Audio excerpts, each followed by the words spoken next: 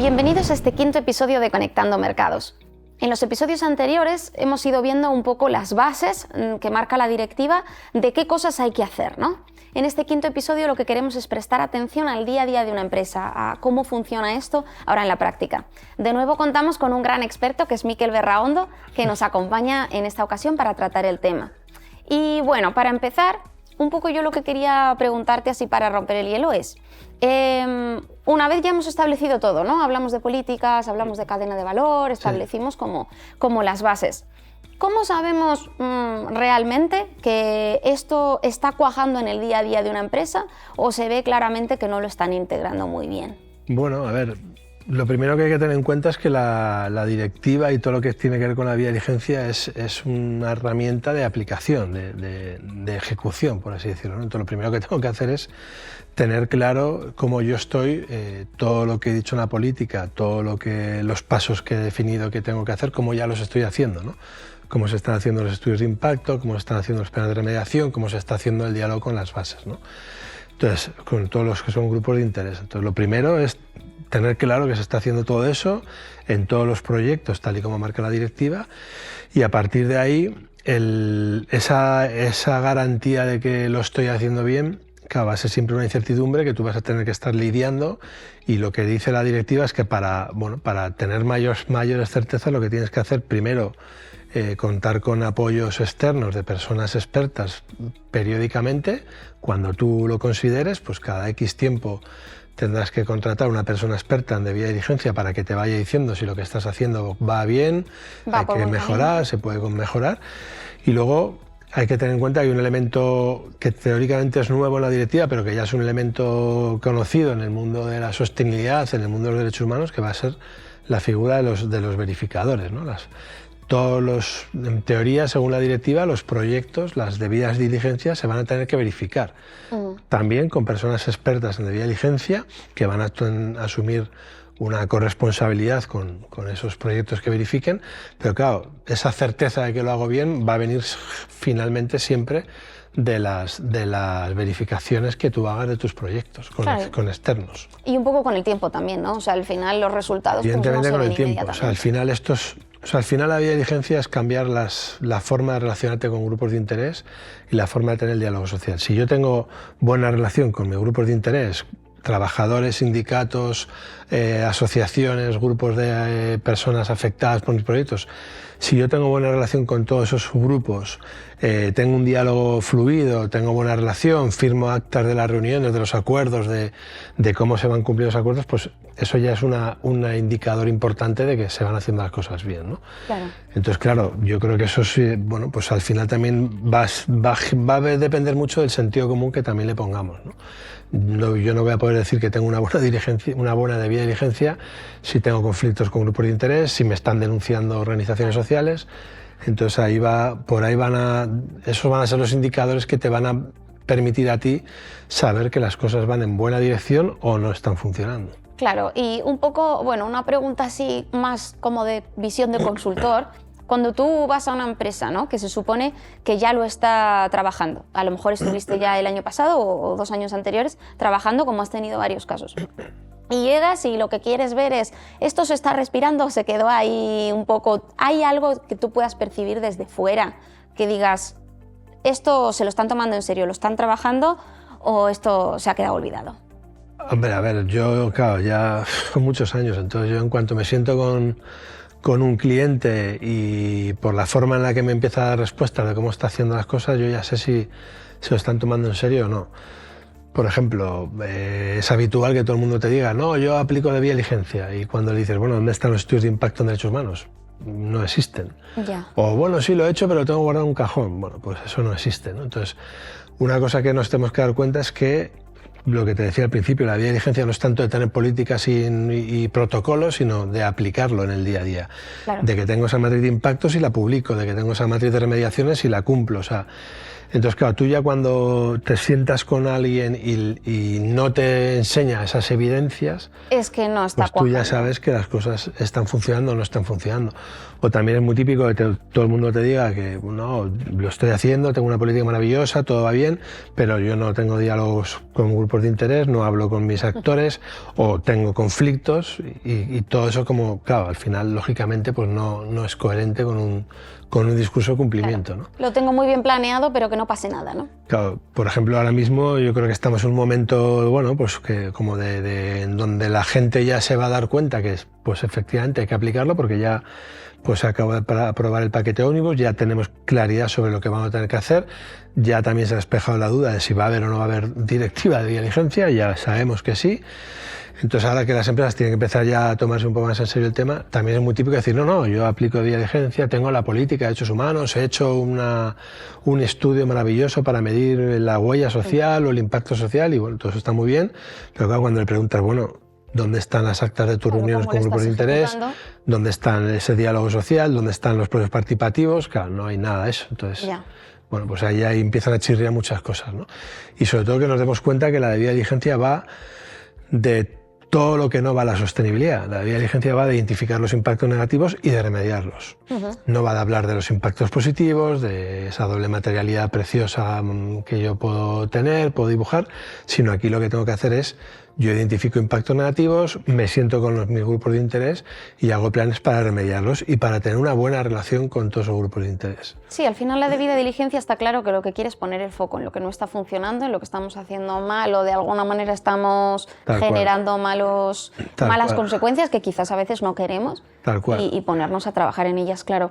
En este sentido, para entrar un poco en esto, en cómo ir desgranando en la práctica más cosas de las que hemos hablado en estos episodios, quería sacarte el tema de los mecanismos de reclamación, denuncia, queja, ¿no? Que hasta ahora yo creo que este concepto de mecanismos de reclamación está muy asociado a cuestiones de atención al cliente. La mayoría de las empresas ¿no? lo tienen así, pero aquí hablamos de otra cosa, ¿no? Y que es muy relevante en la debida diligencia. Entonces... Sí, no, claro. O sea, a ver, con la directiva hay un salto cualitativo importantísimo en todo este tema, ¿no? Hasta ahora sí que hay empresas, y a nosotros nos ha tocado trabajar con alguna empresa que tiene mecanismos de quejas en derechos humanos muy interesantes, con protocolos muy claros, mucha accesibilidad a cualquier persona, mucha transparencia, o sea, hayan hecho cosas muy interesantes en la interna de la empresa. Pero lo interesante de la directiva, o el reto que plantea la directiva, que yo creo que tiene también una doble cara, puede ser también muy riesgoso para todos los actores, pero que la directiva pone el foco precisamente en el monitoreo y en la supervisión de la aplicación, ¿no? Entonces, va a haber unas instituciones nacionales de supervisión de debida diligencia que van a tener, digamos, independencia de actuación y van a poder actuar de oficio, incluso van a poder investigar y sancionar a cualquier empresa por no aplicar la debida diligencia, y luego va a haber más facilidades para acceder a tribunales, por la vía judicial, tanto por la vía civil como la vía penal. Bueno, va a haber como más facilidades para que cualquier persona víctima de vulneraciones de derechos humanos por una empresa puedan ir al sistema de justicia, ¿no? Entonces, en este ámbito hay un salto cualitativo muy importante, ¿no? De alguna manera, claro, la empresa que hasta ahora, la empresa que no hacía bien las cosas, bueno, era un marco voluntario, entonces tampoco había muchas posibilidades de poder denunciar. Había opciones vía, bueno, pues los mecanismos internacionales de derechos humanos, pero era complicado y no era, bueno, era siempre, bueno, pues no era tan fácil de que pudiese pasar. Ahora el riesgo de que te denuncien o el riesgo de que te investiguen o el riesgo de que te denuncien aumenta exponencialmente, ¿no? Y ya es una realidad con la que las empresas van a tener que convivir. La posibilidad muy real de que en algún momento alguna organización o algún grupo de interés o alguno de mis grupos de influencia, bueno, pues decidan pues ponerme una denuncia, pedir a la Institución Nacional de Supervisión que me investigue. Entonces eso también es un elemento que juega para generar más presión de cara a que las empresas se tomen mucho más en serio todo lo que es la parte del cumplimiento de la debida diligencia, ¿no? Porque puede haber consecuencias ya muy reales digamos, que penalicen a aquellas empresas que sigan no queriendo integrar todo el tema de derechos humanos en sus políticas de actuación y en sus planes de negocio. Claro. Este tema de los mecanismos de denuncia, al igual que pasa en temas de calidad, con lo que decíamos de los mecanismos de reclamación y queja y tal, en general lo que es la escucha al exterior, sabiendo que muchas veces puede ser que recibas respuestas negativas, a muchas empresas les pasa que les da un poquito de reticencia, muchas veces no les gusta escuchar lo que hay fuera, ¿no? Que es generalizado. Claro, y además ahora estamos hablando de un tema pues, que van a tener consecuencias penales, pueden llegar a tener, no que las vayan a tener necesariamente, pero que ya no estamos hablando de has recibido una mala puntuación en Google, ¿no? No, no estamos hablando de que ahora me guío por los índices de sostenibilidad o de derechos humanos que dicen si soy buena o mala, ¿no? Pues el benchmark de derechos humanos, el Human Rights Benchmark, que es como el más importante en derechos humanos, o otros índices de sostenibilidad. Eso ya, pues empieza a jugar un papel más secundario. Claro. Ahora aquí lo importante es ese proceso de diálogo y participación que tú tienes con lo que son tus grupos de interés, que como tú bien dices, a las empresas todavía les sigue dando muchísimo miedo trabajar estos temas, ¿no? Claro. Y yo lo que digo, por ejemplo, que para mí uno de los grandes retos de esta directiva que tienen las empresas precisamente es los procesos participativos. Es un tema que no se ha tocado desde la directiva desde la redacción original, que sigue teniendo mucha fuerza en la directiva que se ha quedado después de la revisión del Ómnibus, y que para mí es una de las grandes transformaciones que van a tener el desarrollo de negocios a partir de ahora, porque va a ser impensable que puedan desarrollar negocios sin hablar con los grupos que tienen de interés. Alrededor. Exacto. Y eso hasta ahora les cuesta muchísimo a todas. Incluso hay muy pocas que lo hacen de verdad, y las que lo hacen les cuesta muchísimo, pero hay la mayoría que todavía no lo hace, que dice que habla, pero que no habla realmente pues se organiza un sistema para poder identificar a 2 o 3 organizaciones con las que dice que habla, pero no habla con lo que son grupos de interés o de afectación directa de sus proyectos, ¿no? Sí, personas la con asociación de vecinos de no sé qué, la organización X, la comunidad campesina indígena tal, el ayuntamiento del pueblo X ¿no? Entonces, para mí es uno de los grandes cambios que trae, porque además ya está clarísimo que a partir de ahora una matriz de impactos solo va a tener validez si hay un proceso participativo detrás que lo avale. Y conseguir hacer un diálogo social y un proceso participativo con un ayuntamiento, una asociación de vecinos, una comunidad indígena en cualquier país en América, bueno, pues tiene su complejidad. No es complicado si haces las cosas como tienes que hacerlas, claro, es tiempo, pero necesitas tiempo, ¿no? Necesitas gente que tenga experiencia, y hay que cambiar también un poco toda la forma de relacionarte, ¿no? Porque al final tienes que ser mucho más transparente, tienes que tener esos espacios para el diálogo. Y entonces la verdad es que para mí el reto es mayúsculo, y porque además es que es lo que menos hacen las empresas ahora mismo. Claro, por lo que comentábamos del miedo. ¿Cómo podemos a lo mejor ayudar a las empresas a que superen ese miedo? Porque claro, yo pienso que a lo mejor algunas de los que nos escuchen pues pueden pensar, me están diciendo que esto es muy importante, que lo tengo que hacer, que si no tengo consecuencias, pero también me están diciendo que es mucho trabajo, ¿no? Entonces, a lo mejor algún consejo que podamos darles para que se quiten ese miedo o ese bloqueo que tengan, o que lo puedan ver de otra manera, que lo puedan ver como algo positivo para ellos al margen de consecuencias y demás. Bueno, a ver, yo lo que te diría al final, la vía de diligencia, y eso lo estamos viendo, cuando yo aplico la vía de diligencia es un mecanismo de seguridad y de correcto desarrollo de los proyectos. Al final es una inversión en que el proyecto y el trabajo funcione bien y en evitar conflictos y en evitar problemáticas. Y luego es cierto que si yo lo planifico debidamente, pues no es tanto el tiempo, no es tanto el esfuerzo, porque bueno, el problema es cuando no planifico los tiempos de acuerdo a las necesidades, ¿no? A la realidad. Al final, generar una estrategia de diálogo social al final es muy sencillo, es tener sentido común y tratar a la gente con respeto, y tener esa capacidad de sentarse y tener también la humildad de saber escuchar. Ya. Entonces, no ir con un discurso como en un meeting. Yo no voy con un discurso de que lo hago todo bien y de que nadie me va a decir nada, sino también tener esa capacidad de decir, bueno, pues igual el alcalde de este pueblo o el líder de esta comunidad indígena me va a dar alguna visión negativa o crítica, pero que puede tener cierta razón y pueda venir bien que yo la cambie, ¿no? Entonces, yo creo que también al final es que no lo vean como como un esfuerzo extra, que lo vean como parte de, bueno, del trabajo que hay que hacer y sobre todo que lo vean como una herramienta útil a la hora de poder garantizar que los proyectos se desarrollan de la mejor manera posible, ¿no? Entonces yo, o sea, un poco ese sería mi consejo. Vale, o sea que sí, recomendarles que el tema de los mecanismos de denuncia no lo vean como un titular negativo, sino como un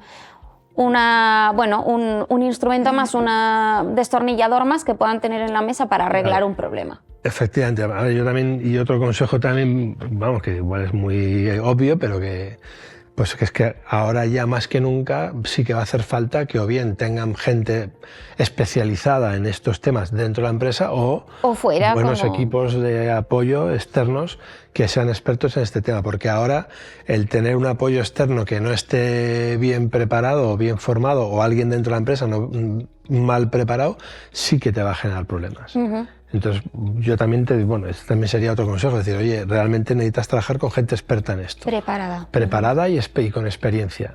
Porque, bueno, pues es importante saber cuándo alguien te está vendiendo una moto que no corresponde o que mi gente dentro de la empresa realmente tenga todas las herramientas, tenga todo el conocimiento para hacer las cosas como corresponde, ¿no? Comentabas antes, al hilo de este tema también, el tema de las verificaciones, que es todo un mundo que tanto en materia de sostenibilidad como en esto de la debida diligencia es una figura que se está profesionalizando cada vez más, pero en este tema concreto de los canales de denuncia, ¿es necesario que el verificador se meta a analizar que estos procesos nuestros de consulta y tal, cómo están hechos, si son válidos o no, o claro, solo va a evaluar los resultados? No, claro, a ver, el verificador en la debida diligencia va a verificar que tu estudio, o sea, tu aplicación de la debida diligencia en ese caso concreto ha cumplido con los parámetros que establece la directiva europea.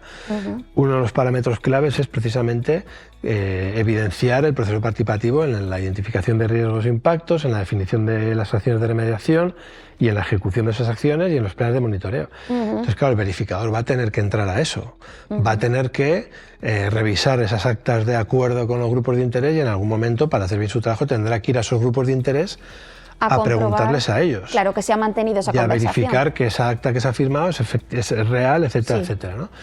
Date cuenta también una cosa, que de momento, claro, con el tema de los verificadores todavía hay mucha confusión, pues porque yo creo que necesitamos mayor claridad por parte de la comisión, porque la directiva, bueno, pues de momento lo que nos dice es que tiene que haber esos perfiles, que tienen que ser personas con experiencia en debida diligencia y que van a tener también que asumir corresponsabilidades con respecto a lo que están verificando, ¿no? O sea, ya son elementos que cambian un poco todos esos procesos de verificación tradicionales que conocemos en la sostenibilidad, en donde, bueno, el verificador no asume mayor responsabilidad. Sí, primaba un poco la buena fe entre ambas partes y ya está. Ahora, claro, el verificador, como va a asumir también responsabilidades, pues tiene que hacer bien su trabajo, obviamente. Claro.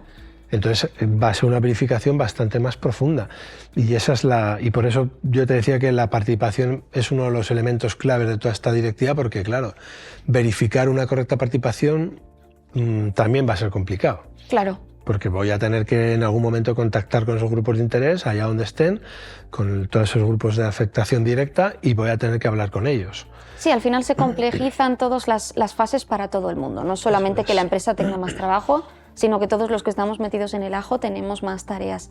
Eso es. Un poco cambiando de tema, también para ir viendo cómo estas cosas van aterrizando en la realidad de una empresa, quería comentar que en alguno de los episodios anteriores hemos hablado del tema de la evaluación permanente que tenemos que hacer, la evaluación continua que tenemos que hacer de nuestros procesos y el principio de transparencia.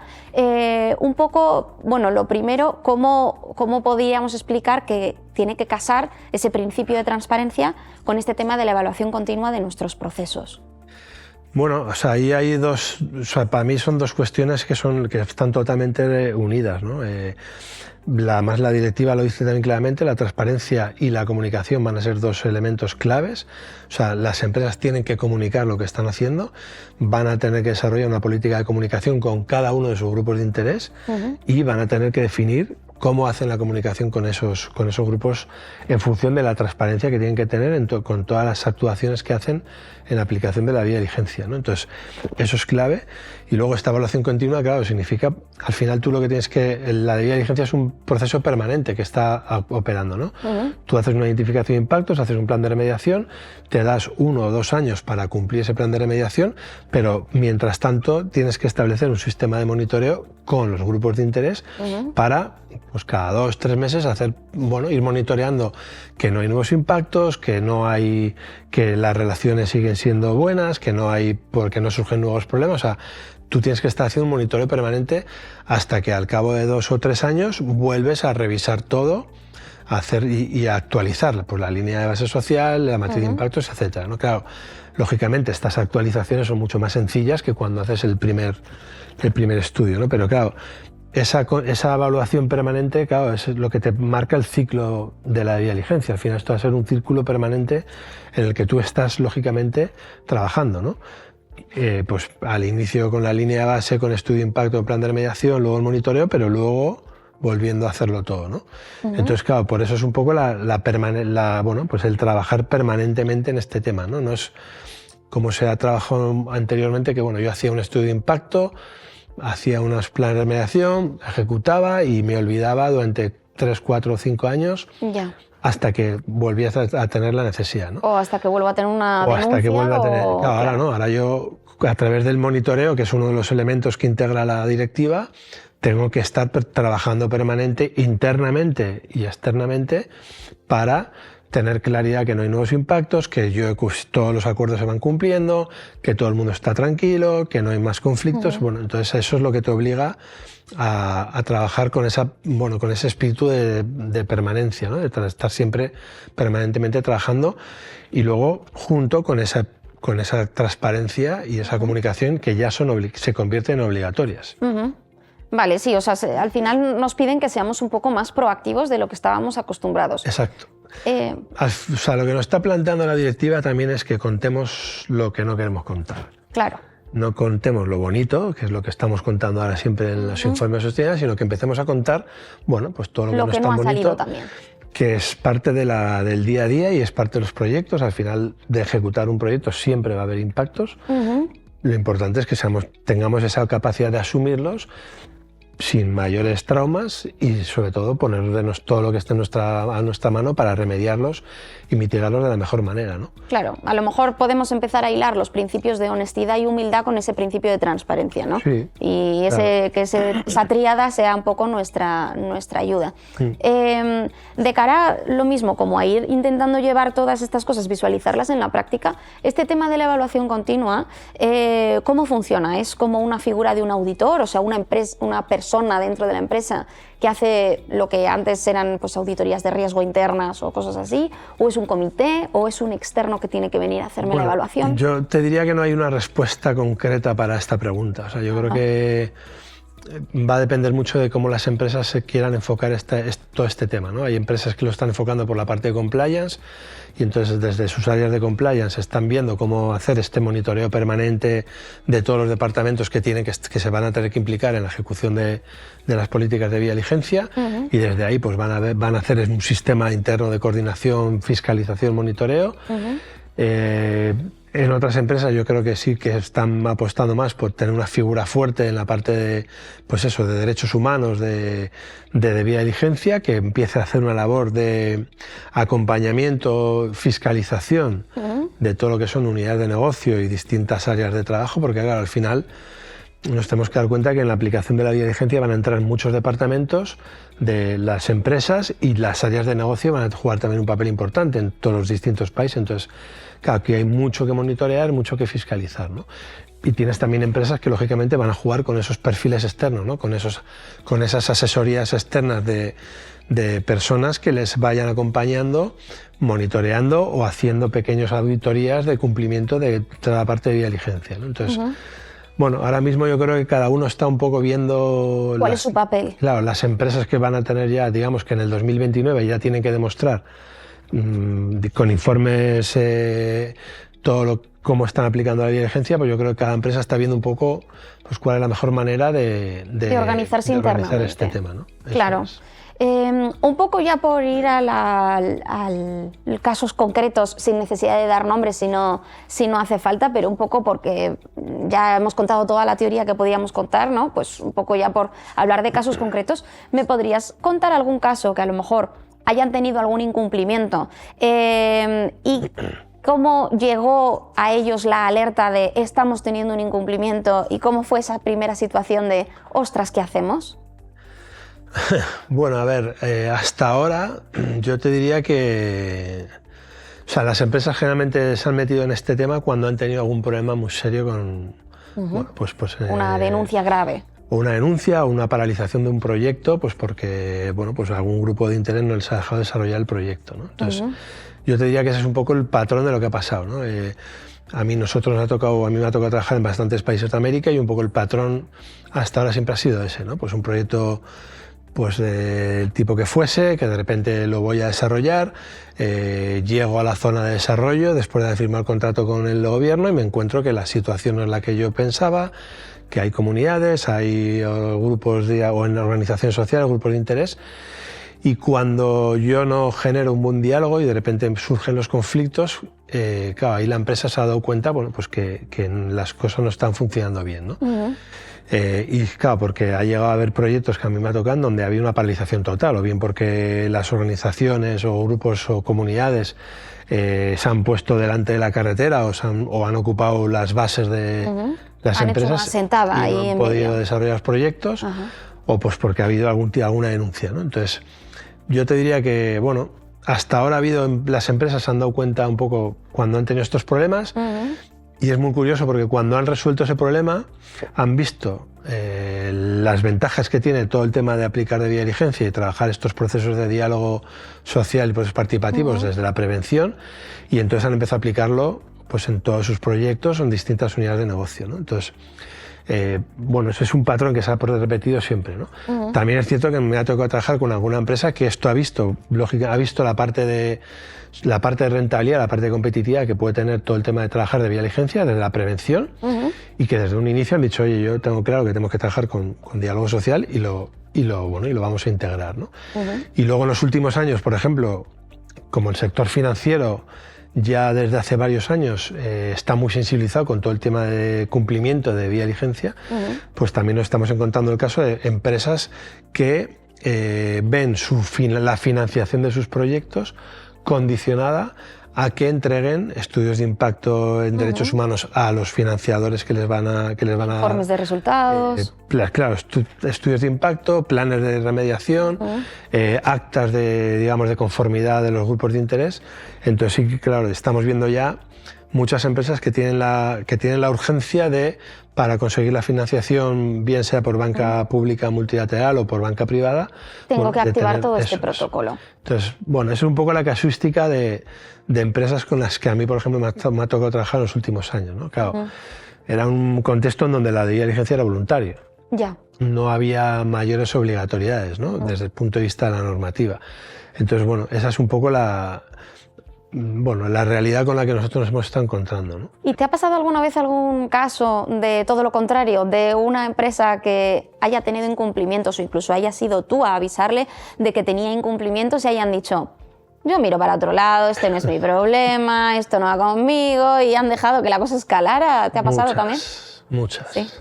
Muchas. ¿Y cómo se vive esa situación, sobre todo desde esta posición? En nuestro caso, dejando de trabajar con ellos, porque para nosotros, para mí, por ejemplo, es un riesgo. El tema de respeto a derechos humanos es una línea roja que ponemos siempre, que nosotros no blanqueamos vulneraciones de derechos humanos. Entonces, en esos casos para mí es muy, tan sencillo como lamentablemente, pues no. Rompemos yo no soy contrato la persona que te va, y ya pero está. Me ha tocado. Pues el caso un poco más exagerado fue cuando nos tuvimos que trabajar con una empresa que tuvo una serie de problemas con unas comunidades indígenas. Hubo un enfrentamiento con personal de seguridad, policía, acabó habiendo 3 personas muertas de las comunidades. Y esa empresa quería que nosotros dijésemos que en materia de derechos humanos y de relacionamiento con pueblos indígenas lo hacían de maravilla. Entonces nosotros, claro, les dijimos todo lo contrario. Claro. Y pues al final lógicamente, dejar de trabajar. Pero por desgracia, hasta ahora, como esto era un marco voluntario, sí que hay y sigue habiendo muchas empresas que no le dan la importancia que tiene el respeto a los derechos humanos, el no generar afectaciones a las comunidades, a los grupos con los que me toca trabajar, y que no se toman en serio el respeto al otro, ¿no? o el proceso, la participación en grupos de interés. Pues desgracia sigue habiendo muchas empresas que no se lo toman en serio. Ahora, lógicamente, todas esas empresas, muchas de esas empresas europeas ya no van a poder hacer eso, pues porque ya se van a arriesgar a problemas serios. Pero bueno, en países en América, por ejemplo, pues sigue habiendo mucha empresa que, bueno, que tiene un discurso muy bonito, pero que luego la práctica no lo quiere hacer, y que cuando surgen problemas pues miran para otro lado. Es cierto que está habiendo una evolución, porque también estamos viendo en varios países de América también cómo hay una mayor conciencia social en los directivos, empieza a haber también propuestas de ley o propuestas de desarrollo normativo, que eso va a hacer que también las empresas pues no tengan tanta libertad a la hora de hacer lo que quieran, ¿no? Pues tienes el caso de Chile, el caso de Colombia, el caso de Brasil, bueno, que empieza a haber ya propuestas de desarrollo normativo muy interesantes, ¿no?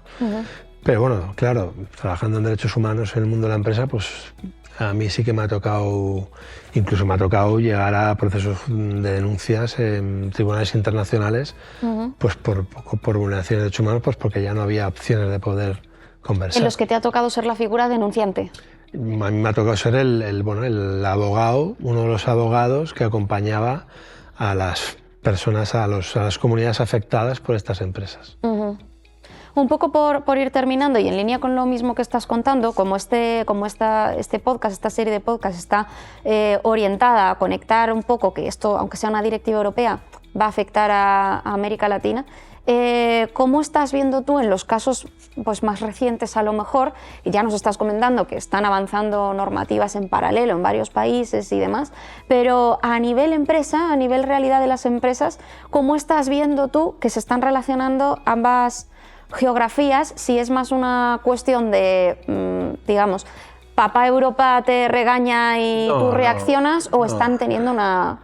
Yo te diría, en todo lo que tiene que ver con la debida diligencia, claro, partimos de unos principios de Naciones Unidas, los principios rectores, que son internacionales. Yo creo que en bastantes países de América han asumido un compromiso activo con el desarrollo de los principios rectores, independientemente, lógicamente, de lo que se haga en Europa, pues por convencimiento de que el desarrollo del negocio tiene que ser siempre con un marco de respeto de derechos humanos, y entonces ahí yo creo que por eso se están dando también estos avances. El caso de Chile, por ejemplo, creo que es uno de los casos más interesantes. Hasta ahora, en el gobierno anterior, digamos, en el gobierno de Boric, pues ha habido varios avances muy interesantes para poder llegar a un proyecto de ley muy interesante sobre empresas y derechos humanos. Sí que es cierto que ahora en América hay también mucha incertidumbre con todo lo que va a pasar con la directiva europea, porque claro, la directiva europea afecta a las empresas europeas y sus cadenas de valor en cualquier parte del mundo. América Asia, es una región de mucha presencia de empresas europeas, y por lo tanto hay muchas empresas de Perú, de Chile, de Colombia, de Brasil, de México, que son del país, que trabajan para empresas europeas y que de alguna u otra medida les va a tocar también aplicar la directiva, ¿no? Entonces ahí sí que, bueno, pues hay mucha incertidumbre sobre cómo va a cambiar el negocio, la relación entre el proveedor y la empresa, ¿no? Pero yo sí que te diría, y yo lo vemos, que cada vez hay un mayor convencimiento en los actores de que la debida diligencia tiene que ser una herramienta que se integre ya en todos los modelos de negocio, ¿no? De las empresas del sector que sean, porque es la única forma de que los negocios sean realmente sostenibles en el tiempo y a futuro, ¿no? Entonces yo sí que te diría que en América hay un avance también muy interesante, tanto en la parte empresarial como en la parte institucional, y luego obviamente también en la parte social, ¿no? Hay mucha presión de organizaciones sociales, de movimiento indígena, de movimientos campesinos, para que las empresas tengan que respetar derechos, ¿no? En esta relación así entre empresas, digamos, empresa cliente europea y empresa proveedora de Latinoamérica, claro, ahora mismo las últimas novedades, ¿no?, de la ley era que básicamente esto va orientado a gran empresa multinacional, ¿no? Pero como dices, que a ellos les aplique va a implicar indirectamente que les aplique a empresas más pequeñas, ¿no? Entonces, la realidad de Latinoamérica es que son más tirando a pymes que lo puedan tener más complejo, o crees que va a poder convivir esa realidad de gran empresa frente a pyme? No, hombre, con este la tipo de realidad, exigencias. a ver, la realidad va a convivir porque lógicamente pues una parte importante de los proveedores de grandes empresas son pymes, o sea, claro. hay proveedores que también son muy grandes, pero bueno, pero hay mucho proveedor de pequeño y mediano tamaño.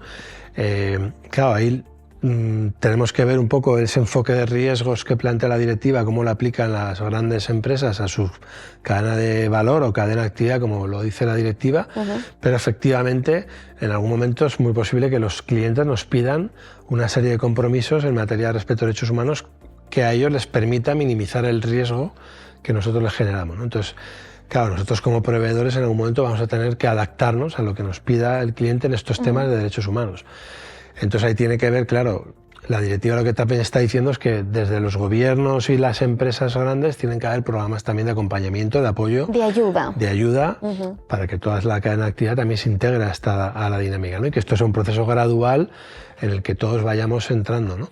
Pero evidentemente, claro, aunque el sector pyme ahora mismo no nos aplica la directiva hasta dentro de muchos años, pero bueno, los que trabajamos para una empresa multinacional que ya va a tener que aplicar en 2029, es muy probable que en algún momento nos digan, oye, pues tienes que tener una política de derechos humanos, o tienes que firmar esta cláusula de cumplimiento de respeto de derechos humanos, tienes que garantizarme que no estás contratando mano de obra infantil, que no tienes que tener protocolos en contra de la violencia de género, en contra de la discriminación, o sea, bueno, nos van a pedir compromisos, ¿no? Y en algún caso incluso nos puedan decir, oye, necesito que hagas estudios de impacto, que apliques la diligencia, ¿no? Sí, nos van a llegando coletazos un poco de manera gradual, ¿no? A los proveedores. Por eso se habla de ese efecto dominó que tiene la directiva, ¿no? Porque es cierto que ahora son grandes empresas que van a tener que demostrar que la aplican en el 2029, pero claro, esas grandes empresas, para poder decir que la están aplicando, van a tener que exigir a su cadena de actividad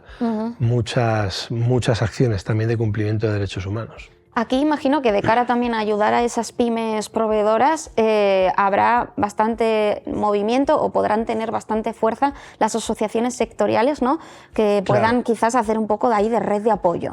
Pues sí, yo quiero creer que eso va a pasar. La Comisión ya también ha dicho, bueno, que van a desarrollar paquetes de incentivos fiscales, paquetes de ayudas para todo lo que van a ser los procesos de adaptación y de integración de la directiva. Hay que ver en qué se traduce eso, y hay que ver, como tú bien dices, el papel que todo lo que son asociaciones gremiales pueden realizar para ayudar exactamente, ayudar y acompañar a sus organizaciones, ¿no? Que es un poco lo que están haciendo precisamente las cámaras de comercio de España en varios países de la región, bueno, pues en México, Brasil, Perú, Colombia y Chile, apoyando a las empresas socias, grandes y pymes, a integrar la debida diligencia, la directiva europea en sus actividades, ¿no? O sea, bueno, pues yo creo que es un ejemplo muy interesante de cómo asociaciones gremiales o asociaciones empresariales van a jugar un papel muy importante en acompañar a sus socios o darles herramientas a sus socios para que puedan integrar la directiva. Claro, claro. Genial, pues hombre, yo creo que un poco con esta idea nos podemos quedar para entender pues esto, ya cómo va a ser la aplicación práctica. Creo que es muy importante que recordemos pues el tema de la transparencia, honestidad, humildad que hemos dicho, pero también un tema que hemos comentado en varios episodios, ¿no? Que esto es un trabajo comunitario, hay que trabajar en equipo, tenemos que trabajar en conjunto, pensar siempre en ayudar y no en castigar. Creo que estas ideas pueden dar tranquilidad a los que nos oigan y quizás un poco de ánimo para ponerse con ello.